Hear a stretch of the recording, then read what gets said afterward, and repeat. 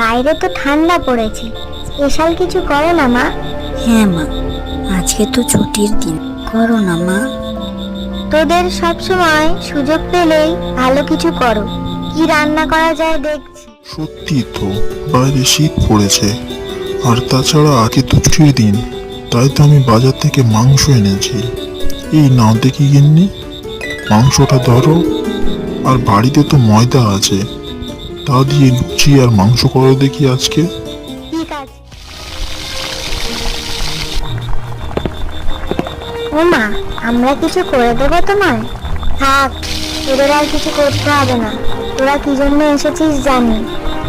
এই হয়ে এসেছে প্রায়, এখন যা, একটু পর খেতে দিচ্ছি। সম্পূর্ণ ভিডিওটি দেখতে হলে ভিডিওর নিচের দেওয়া লিঙ্কে ক্লিক করবেন এবং অবশ্যই করে সাবস্ক্রাইব করতে ভুলবেন না আপনারা।